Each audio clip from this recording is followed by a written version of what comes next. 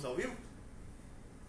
Olá, bom dia, tudo bem com você aí de casa, você aí da empresa, nossos clientes, nossos parceiros, seja muito bem-vindo para mais uma live aqui da Microautomação. Hoje estou aqui com o Thiago, nosso engenheiro mecânico especialista em vácuo. Ele vai trazer um pouco sobre essa tecnologia para a gente, dar uma verdadeira aula para nós, um grande especialista na área. Pessoal, duas coisas que eu preciso falar com vocês antes de iniciarmos o bate-papo com o Thiago. Primeiro, por que nós estamos aqui sem máscaras? Porque o Thiago já foi vacinado, eu também já fui vacinado, fizemos exames recentemente de Covid e aqui está um ambiente controlado. Segunda questão, pessoal. Wander, quero participar, quero questionar, quero comentar, quero tirar informação junto com o Thiago. Como eu faço? Durante a live, vai mandando aí seu comentário. O Samuel, com os nossos outros ajudantes, vão passando para nós e nós vamos respondendo aqui ao vivo e agora para vocês. Beleza? Bom dia. Muito obrigado, Thiago. Bom dia. Falaram com você. Então, pessoal, bom dia novamente. Agradeço a presença de todos aí. E hoje vamos falar um pouquinho de automação utilizando vácuo, né? A gente tem uma linha bem completa aí de soluções para movimentação de materiais utilizando vácuo. E temos aí como demonstrar bastante dados ao vivo aí para vocês sobre as soluções que a gente tem. Só um pedaço da nossa bancada hoje que a gente vai mostrar, né? Algumas ventosas, geradores de vácuo. Então a gente vai falar um pouco mais do mundo que engloba a movimentação a vácuo automatizada.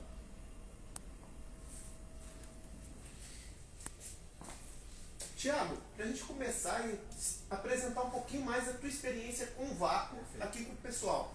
Quanto tempo você já tem de experiência com vácuo? Perfeito. Eu já trabalho com vácuo há mais de 7 anos aqui na Micro. Fiz alguns cursos no exterior também, né? Com parceiros e também o know-how que a gente adquire aí dia a dia, né? A gente trabalha com nossos clientes aí em conjunto, então a gente vê aplicações diversas todo dia e vai utilizando o que deu de melhor em cada aplicação para transformar isso em case de sucesso e multiplicar isso no Brasil inteiro, né? Perfeito. Então aqui nós estamos falando, pessoal, com um especialista, uma pessoa que tem um know-how bem grande, uma pessoa que entende do assunto, não é um aventureiro, a Micro tem uma experiência grande nesse ramo. Thiago, explica para nós aqui, estamos na live, o que é o vácuo? Como que funciona esse princípio do vácuo? Perfeito, perfeito. Então, pessoal, o vácuo hoje na indústria ele é utilizado basicamente para fazer a pega do material, certo? Então você utiliza para pegar, por exemplo, uma chapa como essa daqui, né? Uma chapa como essa daqui, um tubo. Para movimentar diversos tipos de materiais, a gente utiliza o vácuo na indústria, certo? E ele tem outras aplicações, é claro, né? No mercado. A gente vê aí vácuo para fazer transporte de materiais, por exemplo. O vácuo para fazer a limpeza da nossa casa, a gente usa lá o aspirador, ali está gerando um vácuo também, né? Mas na indústria ele é utilizado realmente para movimentação de materiais, muitas vezes automatizado, a maioria das vezes, né? Então a gente tem lá um cartesiano, um robô com algumas ventosas, alguma garra identificada, e aí ela faz a pega do material e o dispositivo a movimentação. Perfeito. Thiago, você me comentou que isso aqui é para movimentação de cargas. Perfeito. Bacana. É um princípio que muitas pessoas não conhecem disso. Então me fala um pouquinho. Quais são os componentes que a gente precisa ter para conseguir montar? Opa, tem uma dificuldade lá na minha empresa, eu quero fazer uma movimentação, não quero usar a elétrica, é muito caro, é muito grande. Como que eu usaria o vácuo? Explica um pouquinho, o que são os componentes? Interessante até você falar sobre a questão elétrica, né? Hoje a gente tem um limitante bastante grande em fazer garras que utilizam puramente eletricidade como meio de energia, tá? De energização. Por quê? Muitas vezes tem materiais que eu não consigo pegar com garras elétricas, tá? Vamos dar um exemplo aqui dessa chapa, certo? Se eu tiver uma garra elétrica, normalmente é uma garra tipo pinça, eu não tenho como pinçar esse material, certo? Eu teria como pinçar ele se ele estivesse numa superfície de lado aqui. Mas essa não é a realidade muitas vezes, né? Muitas vezes eu tenho uma pilha, eu tenho que pegar ela por cima. Então a vantagem do vácuo é você poder pegar o material utilizando o vácuo na superfície dele mesmo, certo? Respondendo a tua pergunta, quais são os componentes? A gente precisa de uma interface que vai gerar o vácuo na peça, certo? Essa interface ela é responsável então por manter a peça em contato com o dispositivo. A gente muitas vezes utiliza ventosas, tá? Então esse aqui é um dos modelos disponíveis que a gente tem. E essa ventosa então ela vai ser aplicado o vácuo no interior dela. A gente vai ter um meio de condução, que muitas vezes vão ser mangueiras de PU. Essa certo? mangueira aqui é a mesma que a gente usa para o cilindro pneumático, para as válvulas. De fornecimento micro, ela é a mesma. No mercado a gente sabe que existem mangueiras para ar comprimido que não funcionam bem com vácuo, certo? Então aqui na micro é a mesma mangueira. Tá? No produto micro eu consigo utilizar para os dois. Então. Para as duas aplicações. Muito bem, muito bem. Aí nós vamos precisar também o que vai gerar o vácuo, a gente chama então o próprio gerador de vácuo. Tá? Um exemplo aqui, um gerador de vácuo básico. Tá? Então aqui eu tenho a aplicação de ar comprimido nesse sentido, nesse orifício. O ar comprimido vai passar por aqui, vai ser expelido pelo escape. E aqui, nesse item 2, aqui eu vou ter a geração do ar comprimido, do vácuo, desculpe. Então aqui eu vou interligar com a ventosa para gerar o vácuo. Tá? Mais do que isso, pessoal, eu preciso de elementos de montagem. Como é que eu vou colocar essa ventosa aqui em cima dessa chapa? Qual é a interface de ligação dessa ventosa com o meu dispositivo? Então muitas vezes eu vou ter elementos que vão propiciar eu montar, como um compensador de altura. Aqui nós temos um compensador de altura com molas, certo? Ele serve para interligar a ventosa com a máquina. Aqui eu faço a instalação na minha máquina. E aqui eu proporciono com esse compensador de altura que o aproximar da ventosa na peça seja delicado e não machuque nem a minha máquina, nem a peça que eu estou manipulando. Certo? Esse é um dos meios de você fazer. Tá? Além disso, entendendo que nessa chapa aqui a gente possa ter muita sujeira, vamos dizer. Qual é que vai ser o comportamento dessa sujeira? Essa sujeira vai passar pelo tubo e vai chegar até o gerador de vácuo. Muitas vezes eu tenho que utilizar também filtros para que essa sujeira fique retida no filtro e aí a gente não tenha nenhuma prejudique a eficiência do gerador de vácuo. Então, o meio de eu proteger e garantir a eficiência do gerador de vácuo, filtros. Esse filtro ele tem a função parecida então com o filtro lá da pneumática. Perfeito. Isso? Perfeito, exatamente. Tá? Uma outra coisa, comparando com a pneumática até que você falou, tá? O ar comprimido que a gente utiliza para gerar o vácuo, tá? Ele tem que ser seco e sem óleo. Tá? Por quê? O óleo vai acabar facilitando eu entupir o gerador de vácuo. Tá? Então muitas vezes a gente usa o óleo nas nossas válvulas, nos nossos cilindros para fazer a lubrificação. É interessante que a gente tenha, quando utilizar uma garra com vácuo, o ar seco sem óleo. Certo? Isso é importantíssimo. Isso é importantíssimo. Apesar de usar o ar comprimido, as aplicações são bem distintas, São pessoal. um pouco distintas, exatamente. Então tem que tomar cuidado com isso. E o mais interessante também é que como os nossos componentes pneumáticos não precisam de óleo, certo? Nossas válvulas, cilindros, né? Isso é interessante também, vem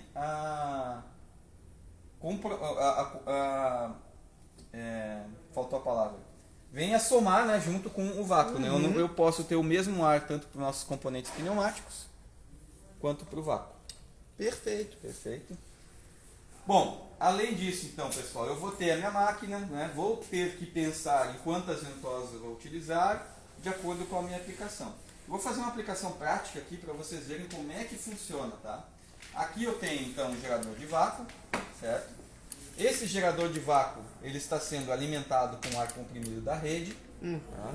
Vocês podem ver aqui que eu tenho um manômetro que está medindo o nível da pressão que eu tenho na rede. Hoje eu estou trabalhando com 7 bar.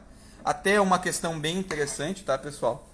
Não adianta eu alimentar um gerador de vácuo com o qual a gente trabalha com mais de 5 bares e meio. Então eu vou fazer o ajuste aqui da pressão com que eu estou trabalhando para trabalhar com 5 bar. Tá? Acima disso, gente, eu estou apenas gastando ar comprimido. Tá? Eu não vou gerar mais vácuo se eu tiver 6, 7 bar. Eu chego no limite da eficácia do gerador de vácuo com 5 bar. 5,5 no máximo. Olha. Tá? Então isso é uma coisa que a gente sempre justifica para os nossos clientes.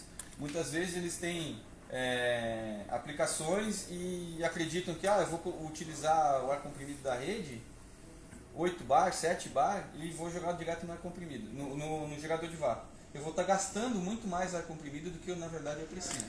Então a gente sempre orienta nossos clientes a utilizar um regulador de pressão antes do gerador de vácuo, para que ele tenha como fazer essa regulagem e não gastar mais ar do que ele precisa. Certo? Perfeito. Então aqui na saída 2 do gerador de vácuo, eu vou estar interligando uma ventosa. Tá?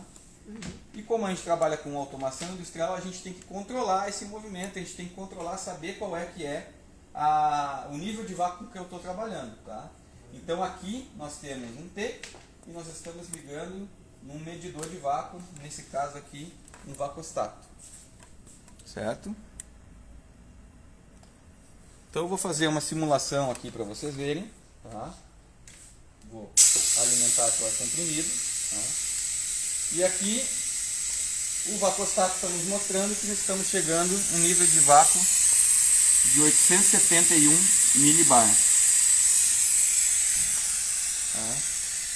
Vou aumentar um pouquinho a pressão até os 5 bar. Ó, 5 bar. E percebam que eu estou aumentando o máximo da pressão possível e o nível de vácuo não teve nenhum resultado relevante para a nossa aplicação. Ao contrário, até teve uma perda. Tá? Então aqui, pessoal, eu estou tendo o agarre da peça por meio da ventosa. Até, Wanda, se você quiser fazer uma força aí, tentar arrancar, realmente a gente vê que a força que essa ventosa está fazendo é bem relevante. Não solta mesmo. Tá? Agora, eu estou aplicando essa ventosa no MDF. A gente tem aqui algumas condições que propiciam que eu tenha algum vazamento, certo? A rugosidade do material, a superfície, aqui a gente tem uma superfície já bem descascada pelo tempo, né? Então isso gera uma série de vazamentos e gera também um efeito no nosso vácuo que vai prejudicar o nosso vácuo. Se eu tenho uma superfície mais distante, como é o caso dessa chapa de aço, eu já cheguei no nível de vácuo superior ao que eu tinha antes. Quase 890 milibar. Tá? E olha, pessoal, não solta a peça de maneira nenhuma. Isso é interessante, Wander, você comentar, porque essa ventosa, ela é suficiente para levantar essa chapa, certo? Mas isso é um erro muito comum que a gente vê no mercado, que nossos clientes, antes de consultar a gente, eles veem lá, essa ventosa tem capacidade de levantar, vou chutar aqui, 50 newtons. Essa chapa aqui pesa menos de 50 newtons, menos de 5 quilos, trazendo para o sistema internacional, né? Eu posso usar essa ventosa para elevar, mas essa ventosa, na geometria da peça, ela torna a pega instável, porque eu estou usando uma ventosa só. Então não é só o dimensionamento força, peso, é o dimensionamento geometria da peça, quantidade de ventosas. Eu sempre tenho que imaginar que a peça que eu vou pegar, o tamanho dela influencia na quantidade de ventosas também, não é só força.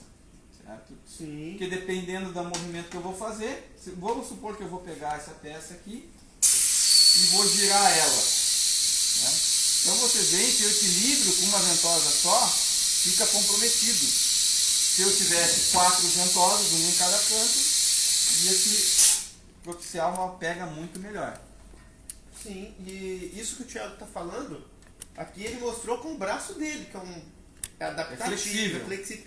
Imagina isso com eixos elétricos, com robô cartesiano, que é um braço que faz movimentos somente retos, né? Rígidos.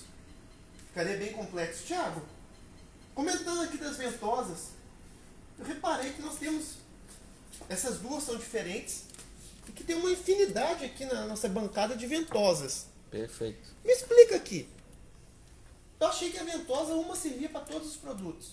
Não é assim? Não, Como que não funciona é assim, então? Não é assim. Nossa, eu já estava querendo comprar uma para resolver tudo. Todos os seus problemas, né? Não, Achei infelizmente não é assim, né? Como vocês podem ver, né? O Samuel já mostrou aqui no vídeo, né? A gente tem uma infinidade realmente. Essas aqui são, na verdade, algumas ventosas, tá? O nosso portfólio é muito grande, tá? Se eu tivesse que mostrar uma por vocês, a gente ia ficar o dia inteiro aqui falando, tá? Mas basicamente as ventosas a gente pode tratar ela primeiro, geometria, tá? Aqui a gente está com duas ventosas redondas, certo? Uhum.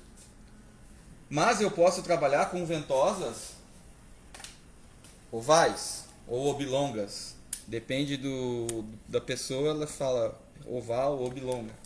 Eu posso trabalhar também com ventosas retangulares. Tá?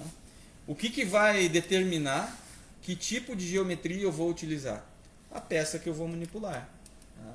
Muitas vezes eu tenho uma peça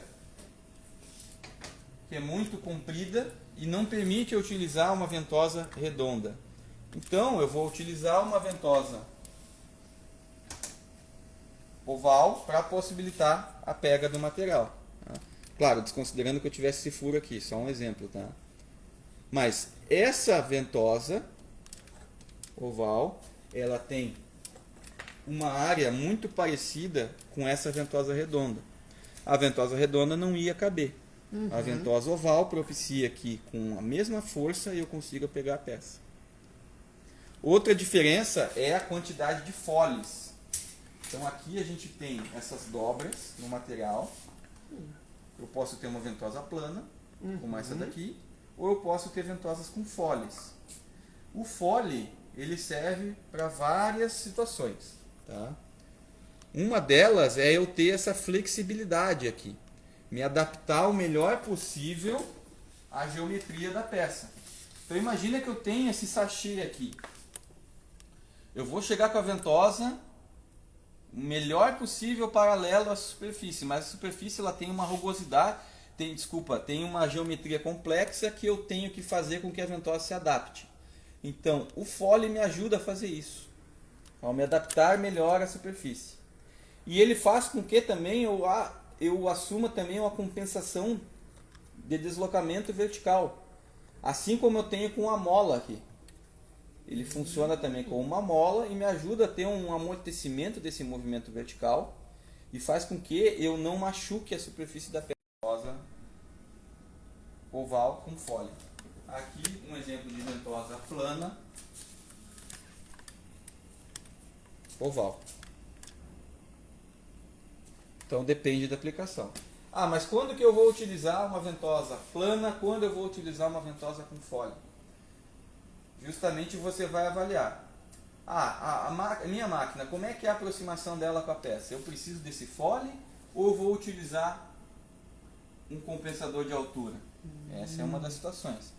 Muitas vezes você precisa da ventosa plana porque você precisa que ela faça uma força lateral, que é essa força nesse sentido, vamos dizer, aplicando nessa peça, tá? Maior. E o que a ventosa plana faz? A ventosa plana, quando entra em contato com a peça, ela tem condições de toda a estrutura interna dela entrar em contato com a peça e criar maior atrito. Coisa que eu não tenho quando eu tenho uma superfície, uma ventosa de fole. Quando eu aproximo a ventosa de fole, o que eu encosto? Eu encosto esse lado do lábio dela. O lado de dentro eu acabo não encostando, ou encostando menos. Tá? Percebam nessa ventosa aqui, ó. Essa ventosa, quando eu encosto ela no material, eu vou encostar o lábio dela.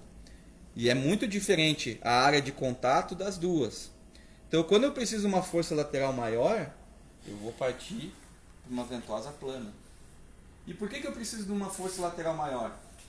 Porque possivelmente a minha aplicação é muito dinâmica, eu tenho velocidades muito grandes, acelerações muito grandes, então eu tenho que agarrar essa peça melhor. Outra diferença que a gente tem das ventosas, a gente tem também a superfície interna. Você pode perceber que essa aqui tem um desenho interno, tem ranhuras, né?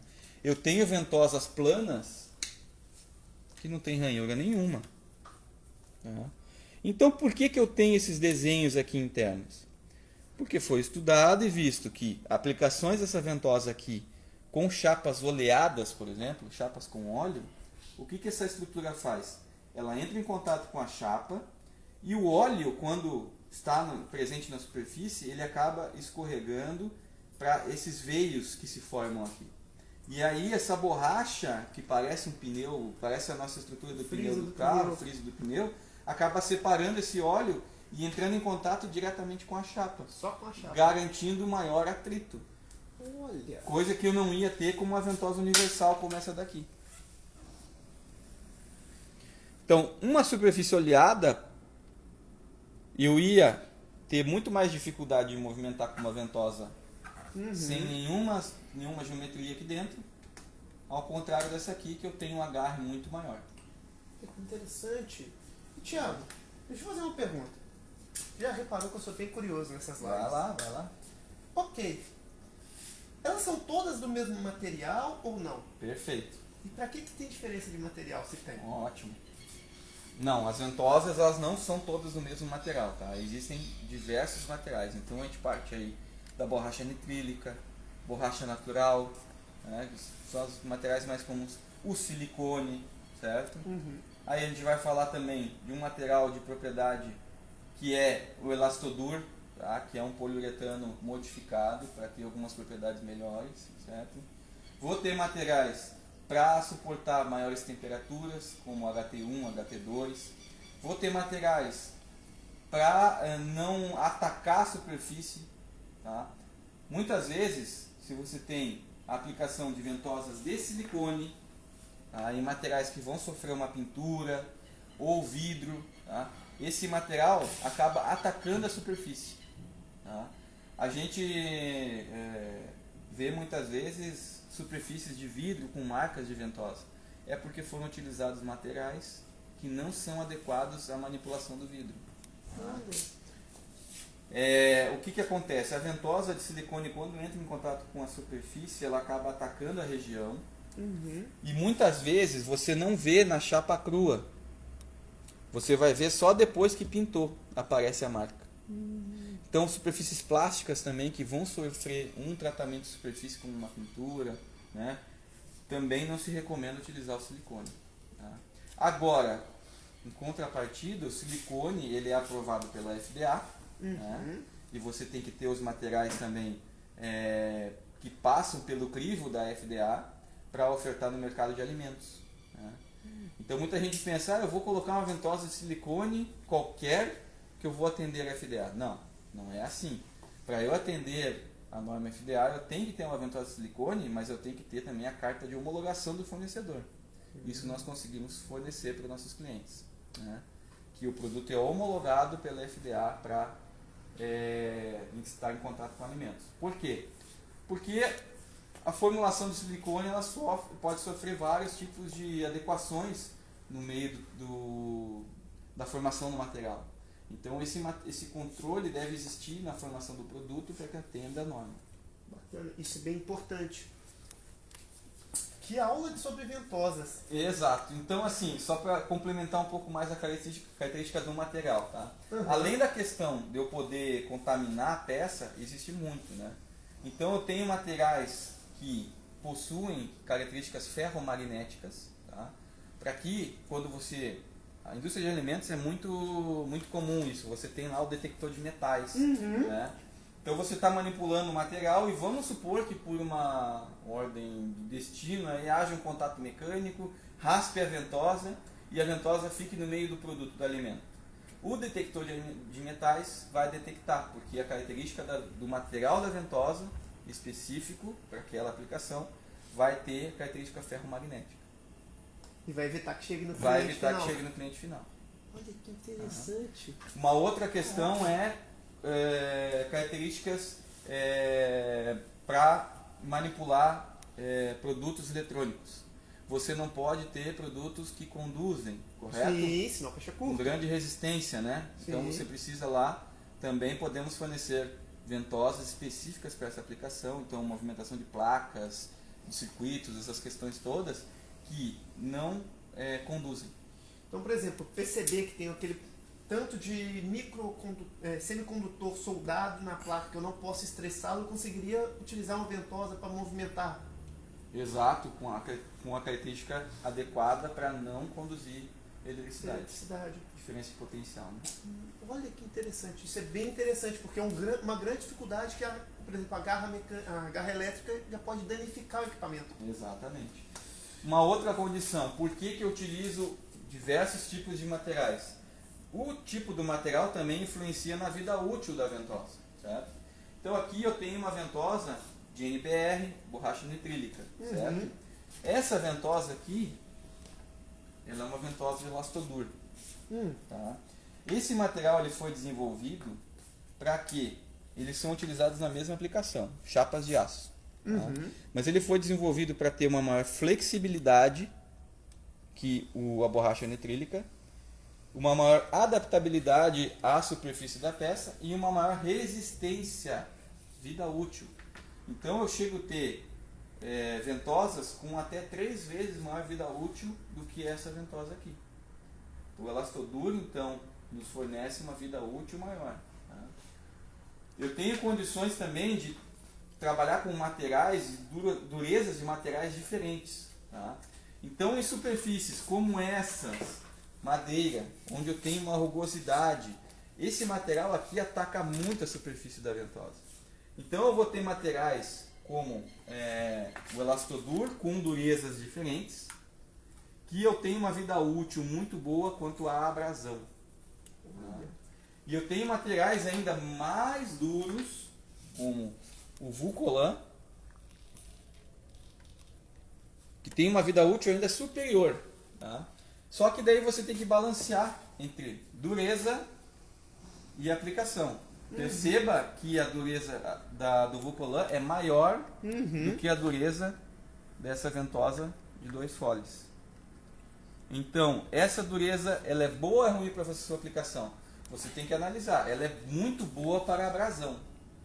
Agora, se eu tenho um ciclo de trabalho muito rápido, talvez a dureza dela vai fazer com que a ventosa quebre mais facilmente. Então, existe um balanceamento que a gente faz quando faz a aplicação, que é analisar essas questões da aplicação. Quantidade de ciclos, abrasão e aí por diante. Tá? Além disso, tá? Falando ainda em materiais, existem materiais que eu não posso utilizar uma ventosa, não vou conseguir utilizar uma ventosa comum, como a gente tem aqui um material, tá? Ele é um material estruturado, então aqui o vácuo eu não vou conseguir formar. Sim. Tá? Eu preciso ventosas que são compostas por 2 tipos de materiais diferentes. Então eu tenho essa ventosa aqui que tem uma borracha mais dura, um composto polimérico mais duro no interior dela, e tem um lábio mais flexível na extremidade, que para que esse lábio serve? Ele serve para, quando a ventosa entrar em contato com o material, ele se conformar com a geometria com que ele está entrando em contato. E aí fazer com que haja a vedação e o vácuo seja gerado. Tá? Olha só. Então, geometrias são diversas. Tá? Ainda além disso, formatos de ventosas. Eu posso ter um formato como essa daqui, um cone. Tá? Vou fazer depois uma simulação para mostrar para vocês para que serve. Para possibilitar a pega de peças que as outras não iam conseguir. Tá? Isso tudo quando eu estou lá querendo um orçamento de um processo desse. Gostei, quero transportar por vácuo. Isso tudo a micro leva em consideração quando eu informo. Olha, eu vou produzir produzo tal produto, eu vou movimentar, é tal peso, tal forma. Vocês estudam tudo isso, então? Tudo isso, exatamente. É muito mais complexo do que a gente imagina. Certo? Sim. E aí a gente vai precisar aplicar ventosas, quantidade de ventosas, de acordo com a nossa aplicação. Uhum. Então eu vou precisar também de quantidade de vácuo diferente de acordo com a nossa aplicação, certo? Então muitas vezes para uma ventosa eu vou usar um geradorzinho de vácuo pequeno. Vai me consumir menos ar comprimido, vai gerar também menos vácuo. Ah, mas vamos dizer que eu tenho uma aplicação lá com 8, 10 ventosas. Eu vou precisar utilizar um gerador de vácuo maior, certo? Talvez esse daqui. O que muda? Muda que eu vou ter aqui um Venturi menor, um Venturi maior, e eu vou consumir mais ou menos ar comprimido para a aplicação. Tá? Ah, aí eu posso evoluir. Eu posso talvez trabalhar. Tenho uma garra muito grande, tenho várias aplicações, tenho uma superfície que não deixa eu ter uma emergicidade muito boa. Eu posso usar geradores de vácuo como esse daqui. É um gerador de vácuo que eu tenho aqui um multi-etapa, então são vários como esse daqui aqui dentro, tá? Onde eu tenho, com uma alimentação só de ar comprimido, eu alimento vários Venturis e gero um nível de vácuo e uma vazão, principalmente, muito maior. Tá? Por que eu vou precisar de vazão maior? Não é só pela quantidade de ventosa, é pela hermeticidade da chapa. Se eu tiver uma chapa de aço, o nível de vácuo que eu vou atingir, muito bacana. Agora, se eu tiver uma peça como essa daqui, como a gente falou, uma rugosidade muito mais alta, eu vou fazer o mesmo teste que a gente fez antes ali, tá? Que a gente conseguiu ali em torno de 800 milibar. Eu vou pegar aquela mesma ventosa que a gente usou e vou aplicar nessa peça de madeira.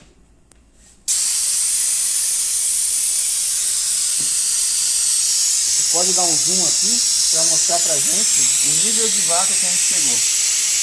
262 milibar. O anterior era 850 por volta. Vamos fazer de novo o anterior.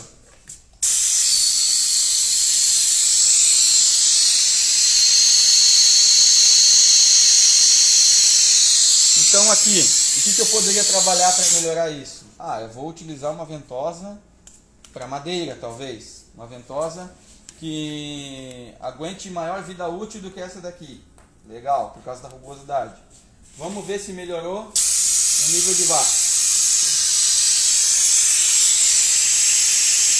Vendo aqui o consumo direto de ar comprimido. Está passando o ar comprimido aqui. Certo? Então, enquanto eu estou com a peça presa aqui, eu estou utilizando ar comprimido. Tá? O que acontece?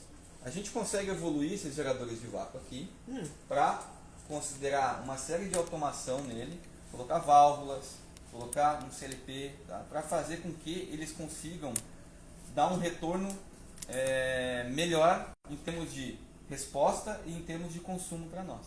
Tá? Vamos pensar nesse gerador de vácuo aqui. Ele tem uma série de automações incorporadas. Tá? Aqui eu tenho duas válvulas. Então, essas válvulas controlam a alimentação de ar comprimido e sopro para eu expulsar a peça. Tá?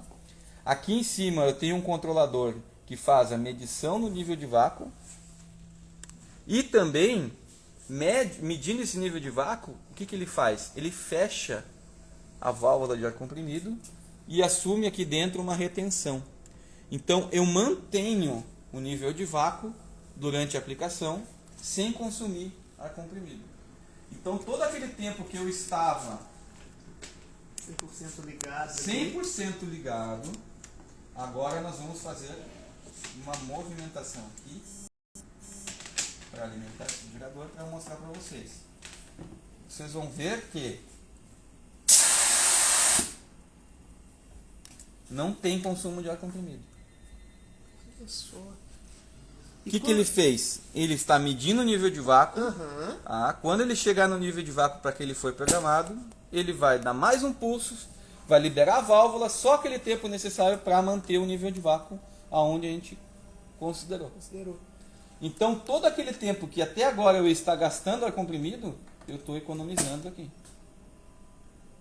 Tá? Então, percebam, eu nem coloquei uma ventosa adequada à chapa de aço. E eu já estou aí economizando durante todo esse tempo. Tá? Além disso, esse gerador de vácuo proporciona para a gente uma gestão visual de como está a aplicação. Aqui eu tenho um LED verde, certo? Esse LED, eu vou provocar aqui um vazamento para mostrar para vocês. Pode filmar o gerador ali, Samuel. Ó, vejam que o LED apaga cada vez que... Ó, ele está em falha, começou a piscar, e eu vou soltar a ventosa. LED vermelho indica falha na aplicação, certo? Então eu consigo fazer automatizações também para utilizar esse gerador de vácuo. Agora, não adianta eu ter uma tecnologia dessa embarcada para aplicar numa peça que não permite hermeticidade, como essa daqui. Ele vai reportar sempre falha. Ele vai reportar falha e vai manter a aplicação funcionando, mas vai manter consumo de ar comprimido. Eu achei bem interessante a aplicação dele aqui, que enquanto você estava explicando aqui com a chapa, eu medi meio no olho, né, o tempo do pulso. Com a ventosa, pessoal, que não era a ideal para o processo, ele ficou cerca de 30 segundos para dar o próximo pulso.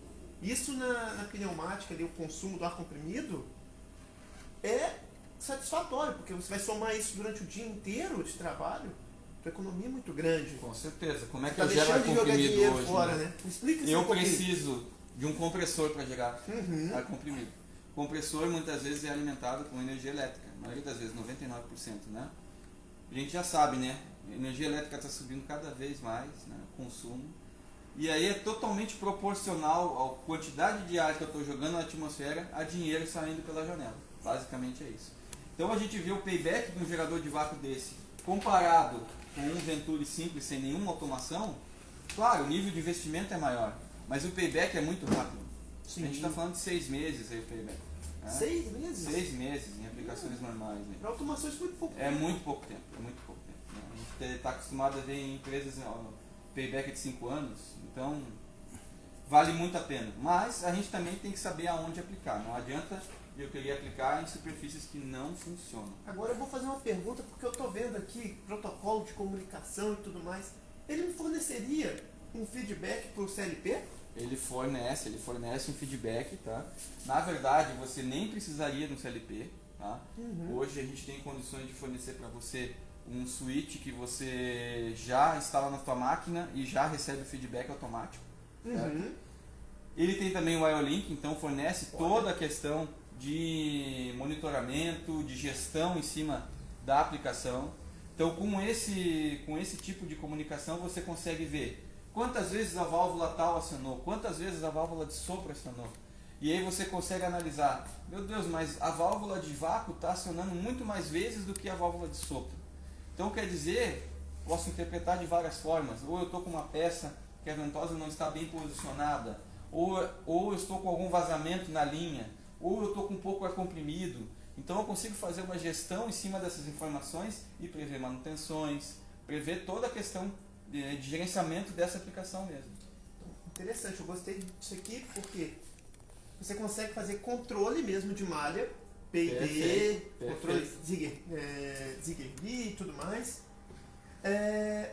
O PD, que é o mais comum nessa área, né? E você consegue também, então, pelo IO-Link, controlar todos os dados, fazer um database completo. Baixar datalog dos acionamentos, fazer ali o banco de dados, isso tudo em tempo real. Tudo o IO-Link é tempo real. Tempo real. Então nós estamos falando aqui de a parametrização remota também, né? Também consigo fazer parametrização remota. Remota. Olha só.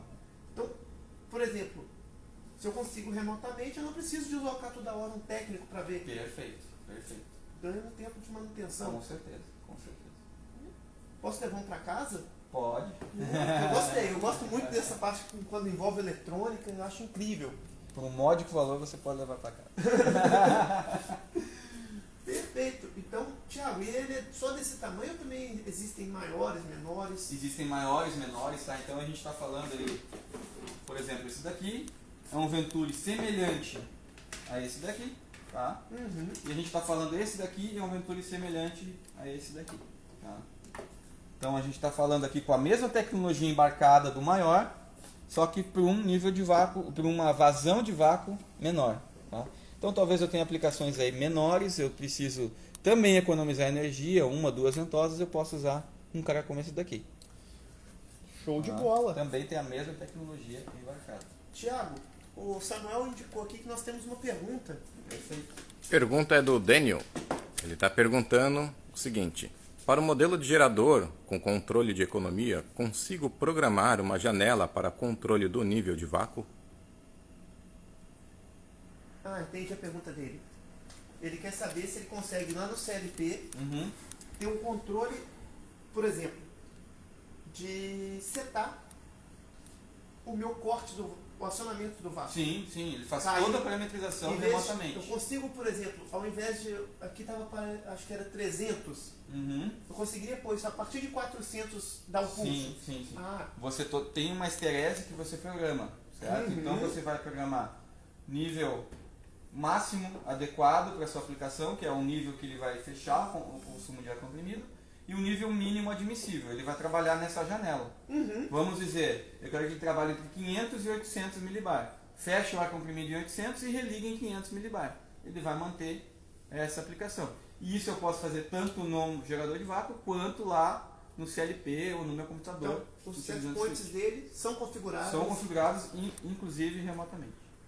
Também consigo pelo computador. Perfeito. Não preciso mandar o meu coleguinha... Não. Utilizando o IOLink você faz remotamente. Pessoal, e lembrando, o IOLink, a máquina, o meu computador precisa estar na mesma rede do meu gerador. Porque senão eu não consigo comunicar. Exatamente. Aí, isso é questão de parametrização de redes. Perfeito? Só fazendo esse adendo aqui. Perfeito, legal. E, Thiago, agora eu achei bem interessante. Eu consigo, então, configurar todos os pontos deles, os zeros, os setes. Isso mesmo. Bacana. Obrigado pela pergunta, viu, Daniel? Thiago, continua a explicação que essa aula está super incrível. Eu tenho aplicações que eu tenho que movimentar que não permite a utilização de vácuo. Essa daí eu já ia falar. Vácuo é impossível. Né? Ou eu coloco uma ventosinha muito pequenininha, e aqui eu até separei algumas coisas, mas vejam, uma ventosa como essa de 12 milímetros não vai manter vácuo aqui. Então eu tenho ventosas de 1 milímetro, mas vou te dizer, na prática, 1 milímetro, para você posicionar, acaba tornando a automação muito complicada. E o que a gente pode utilizar? A gente tem também no nosso portfólio garras magnéticas. Tá? Não é um eletroímã, é um ímã permanente. Tá? Então, o que eu tenho aqui? Um êmbolo, que é um ímã, e ele se desloca aqui dentro. Então, com uma válvula, eu faço o comando, e aí eu desloco esse êmbolo aqui dentro. Eu vou alimentar com ar comprimido essa válvula, só para mostrar para vocês. Tá aqui.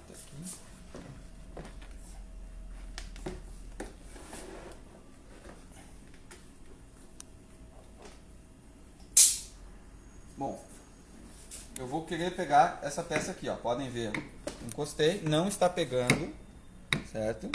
Vou encostar, vou pilotar a válvula. Ó, desloquei o ímã, pegou. Tá? Então você precisa bastante. Tá? O que acontece? Eu preciso manipular peças como essa, eu tenho aqui um ímã configurável, certo? Não é um eletroímã, então eu não soltar a peça. Tá? Então ele tem chamada função segura, certo? A máquina parou, acabou a energia, o ímã vai ficar na posição que estava. Independente do que acontecer. Se ele está mantendo a peça, ele vai ficar com a peça no lugar. Perfeito. Tá? E isso serve então para você ter aplicações muito rápidas. Certo? Você não precisa chegar 100% em cima da peça. Até nem precisa. Tá? E por que eu tenho, por exemplo, esse anelzinho aqui? Esse anelzinho de borracha eu posso retirar ele se eu quiser. Tá? Sai aqui. Tá meio chatinho de tirar com o dedo. Mas para que ele é montado na garra? Para eu ter um atrito maior lateral. Tá? Porque o ímã, qualquer ímã, pessoal, eu vou ter uma dificuldade de manter contato metálico-metálico, manter o atrito. Sim. Então eu tenho o próprio anel para me garantir esse atrito maior. Tá? E, Thiago, um comentário. Ele também ser eletroímã e não ser um eletroímã é interessante na questão de áreas classificadas. Perfeito. Porque na área classificada a eletricidade não é bem-vinda. Ótimo, ótimo. Essa aplicação mesmo, exatamente. Da mesma forma, tá? Como as ventosas nós temos tamanhos diferentes, de acordo com a aplicação, capacidades diferentes, tá? Nós temos condições de fornecer sensores para fazer o monitoramento, então, da posição do ímã, assim como num cilindro, certo? Então, nós temos a ranhura, certo? Acho que esse aqui fica melhor para mostrar, ó. Que o Samuel trouxe para perto de mim. Então, aqui nós temos o sensor. E, além disso, nós temos condições de montar esse anel com material HT2, que é esse material aqui. Que ele tem capacidade de atender temperaturas, contato com peças em temperatura até 250 graus. Tá? Muito utilizado nos processos de hot stamping. Tá? Processo onde você tem um aquecimento da chapa e depois é estampada a peça. Então, eu utilizo muitas garras dessas. E se eu não tiver anel nenhum, eu consigo chegar em 350 graus. Tá? Bem robusto, hein? Ó, tirei o anel. Sem o anel, eu tenho versões então desse material até 350 graus. 350 graus. O que já com a ventosa não seria muito interessante. Com a ventosa não seria muito interessante. Até 250 graus com a ventosa. Tá. Interessante. Tiago, agora eu tô vendo um outro negócio ali. Tem uma garra aqui que a gente gostaria de é isso aí, mostrar. rapaz? Isso aqui a gente chama de tooling, tá? São ferramentas, tá, que servem para a gente montar garras, certo? Muitas utilizadas, a maioria delas utilizadas no ramo automotivo, certo? E o que é isso aqui? São produtos que eu faço a montagem e configuro a garra de acordo com o que eu quero, tá? Então imagina que eu posso montar nesse braço aqui vários dispositivos, tá? Com a adaptação da posição da ventosa exatamente no lugar que eu preciso. Então eu posso fazer o giro aqui, posso girar para cá, para lá. Então eu garanto que a ventosa, quando o robô chegar na posição adequada de pega, vai garantir que a ventosa chegue na posição ideal de pega. Então aqui eu tenho peças modulares, né, que eu vou montando de acordo com a necessidade. Então eu faço a montagem dos braços, né? Faço a adaptação, giro, coloco eles na posição que eu tenho, tá?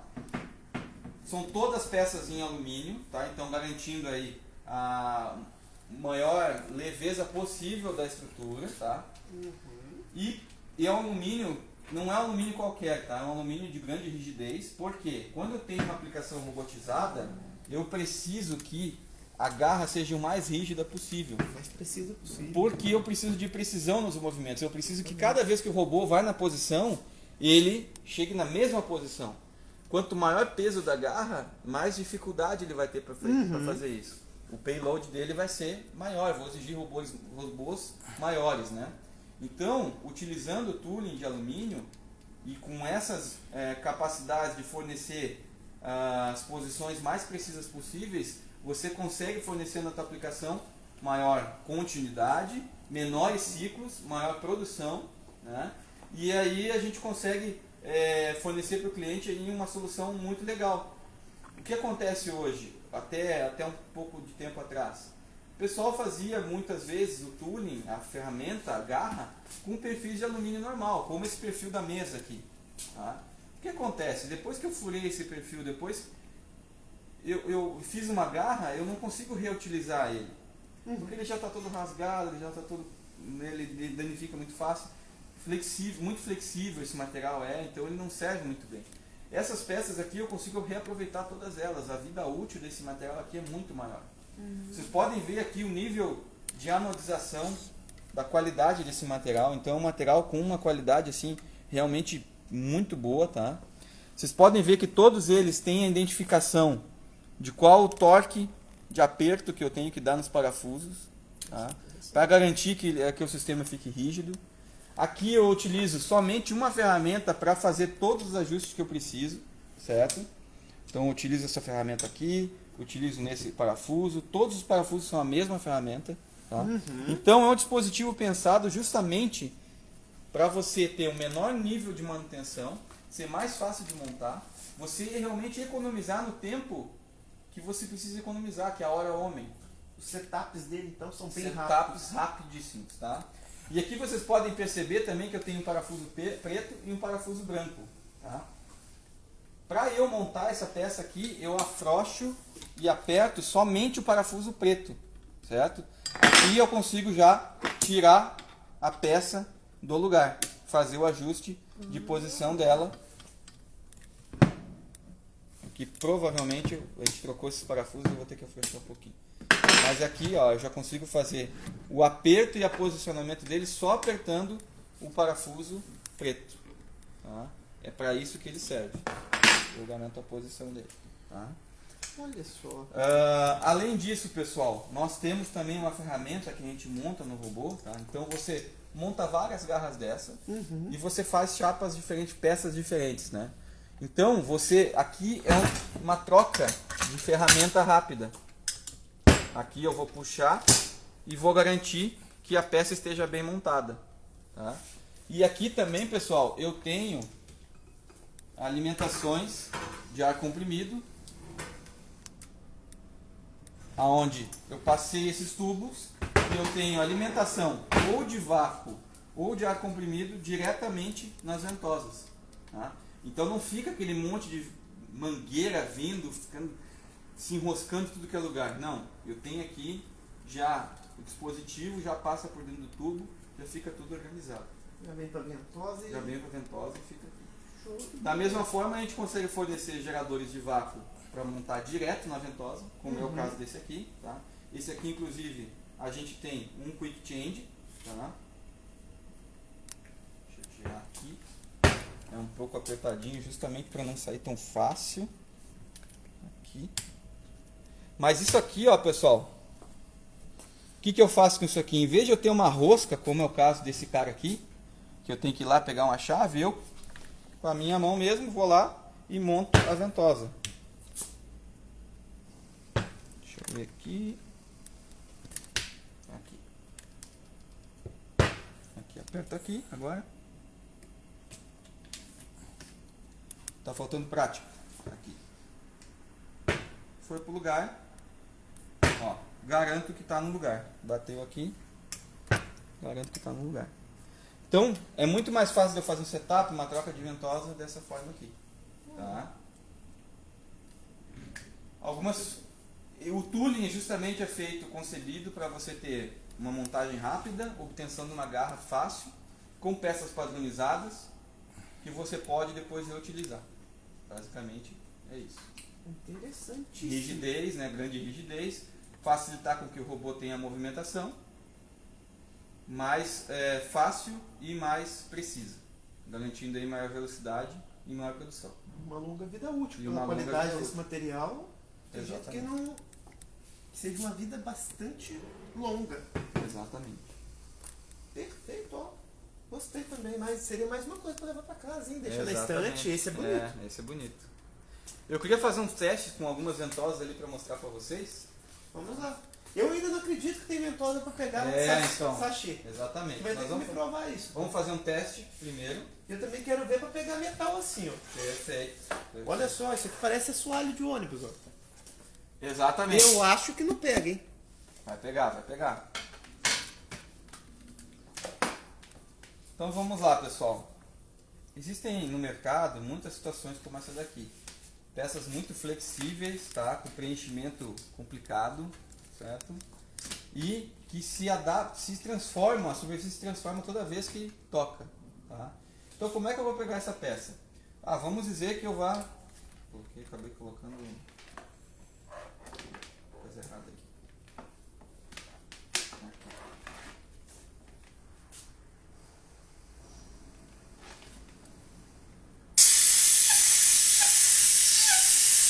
Teoricamente, ó, essa ventosa funciona, tá? Ó. Mas ó, uma peça como essa, ó, ela não tem rigidez suficiente para se adaptar a essa superfície. Ainda mais que a peça, toda vez que eu toco nela, ela se conforma, ó, ela se... Mesmo que eu force aqui, ó, eu não vou conseguir levantar. Eu não vou conseguir levantar. Então o que eu tenho que fazer? Eu tenho que pegar um produto que seja desenvolvido para esse tipo de aplicação. Essa ventosa aqui, por exemplo, ela tem uma ótima capacidade de adaptação a essas geometrias complexas. Então aqui, ó, a gente consegue fazer com que o lábio da ventosa se adapte a essa geometria complexa que o produto gera, fazendo com que eu pegue ele. Tá? Você pode ver aí. Não, esse aqui é mágico, não é possível. Agora eu quero ver.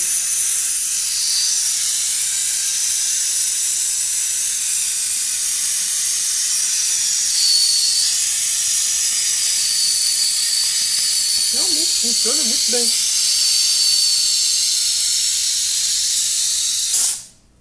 Uma outra aplicação que o pessoal pergunta bastante, justamente, é essa do piso do ônibus, né, vamos dizer, né? Então, da mesma forma, vejam, ó, eu tenho essa peça aqui que tem um lábio muito flexível.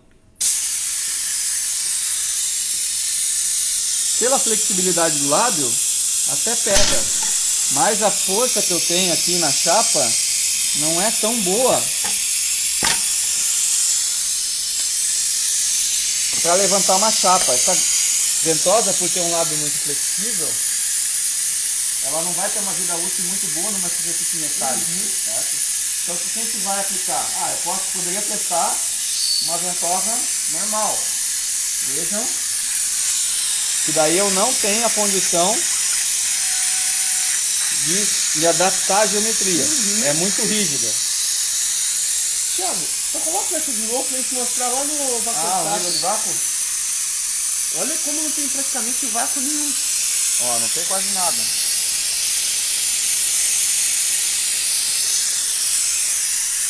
Agora vamos testar uma ventosa. Essa é aquela de dois materiais, né? Dois materiais, exatamente. Então, ó. Aqui, ó, eu tenho a conformação do lábio da ventosa, fazendo com que eu tenha uma hermeticidade. Você pode tentar arrancar isso aqui, não tem como. E olha lá o vácuo, quanto que tá? 888 milibar. Pode forçar à vontade, não...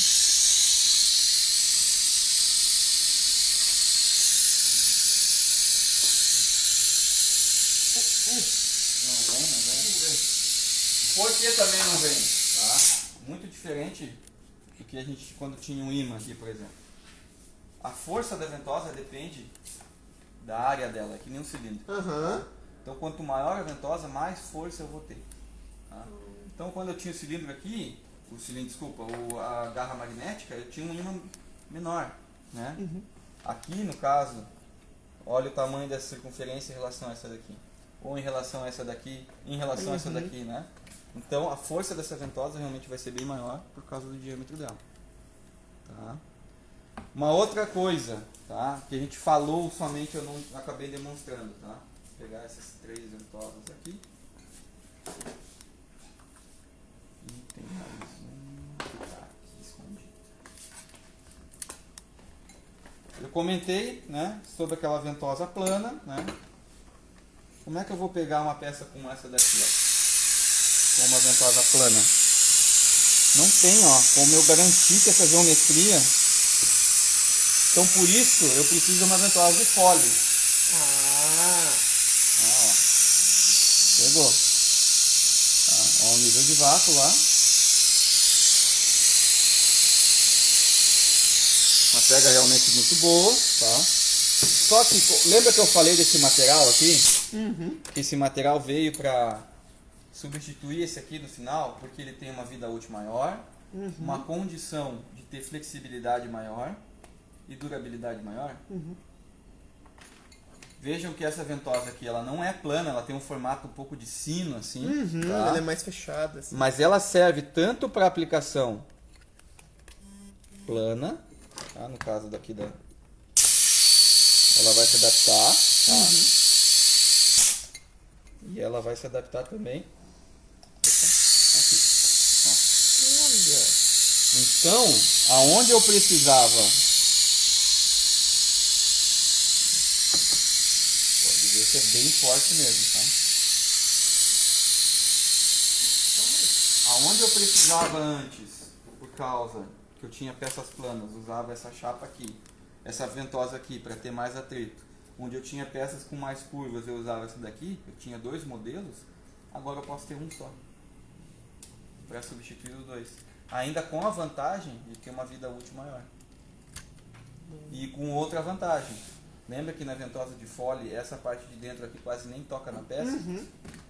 Essa ventosa de formato de sino, eu acabo encostando toda a superfície nela. Isso faz com que eu tenha um nível de atrito muito maior e possa muitas vezes reduzir a quantidade que eu usava dessas daqui, porque eu vou ter uma força maior. Sim. Certo? Então são inúmeras vantagens nesse produto aqui. Certo? Perfeito, perfeito. Que aula. Mais alguma exibição, Thiago? Então, nós temos aqui também um transportador pneumático, um vácuo, vamos dizer assim. Né? Nós temos aqui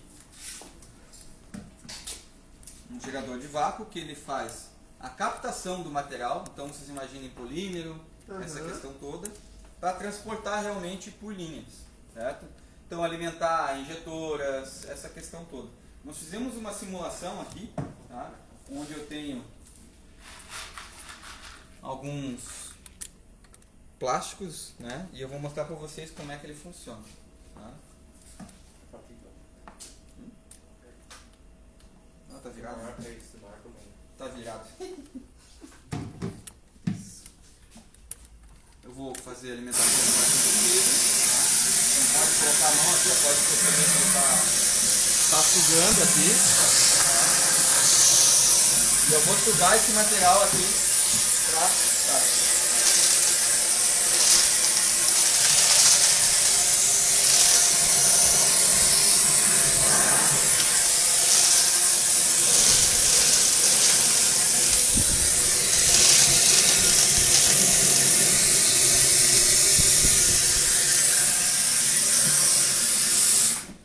Isso é muito utilizado também para fazer a movimentação então, de polímeros, né?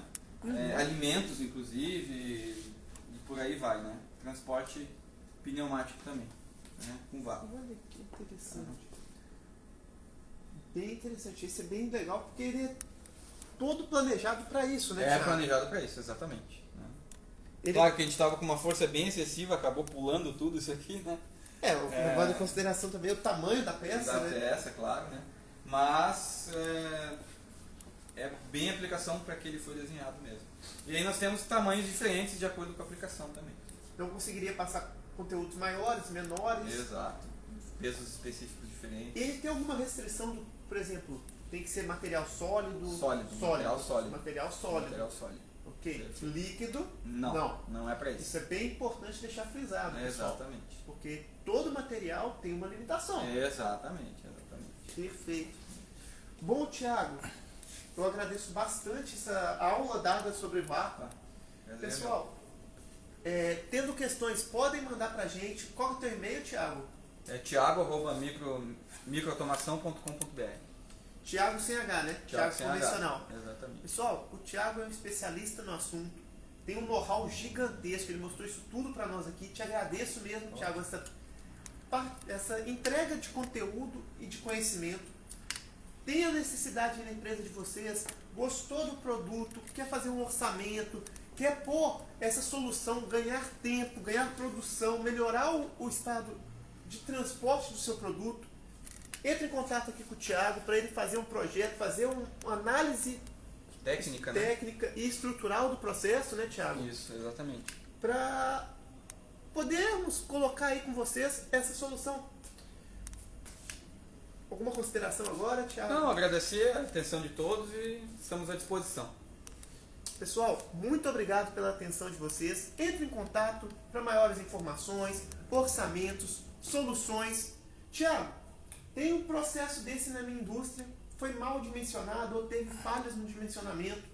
Eu queria tentar fazê-lo rodar. poderia entrar em contato contigo para conversar, ver a troca de componentes, Com certeza. retrofits. Com certeza. Inclusive nós temos todos os nossos vendedores aí pela região inteira do Brasil, né? A gente pode fazer uma visita, a gente pode analisar com calma e com certeza indicar. E nós somos muito corretos nessa questão. Se a gente realmente vê que vai funcionar alguma coisa, a gente vai indicar. Mas se a gente vê realmente que você está pensando numa aplicação que não é com vácuo, eu vou realmente dizer para você. Não vou tentar somente vender o produto. Não, a gente é bem correto nisso. Serve ou não, a gente vai informar. Bacana. Então, pessoal, entre em contato. Talvez você tenha posto de alguma outra fornecedora ou fez por conta própria e está com dificuldades. Entre em contato também para o Thiago poder ajudá-los aí, fornecermos componentes, reposições. Pessoal, muito obrigado mesmo pela atenção de todos que estão aí na live conosco. Entre em contato com nossas redes sociais, nos sigam lá no Instagram, no LinkedIn. Até a próxima live, muito obrigado e um bom final de semana. Obrigado, bom final de semana.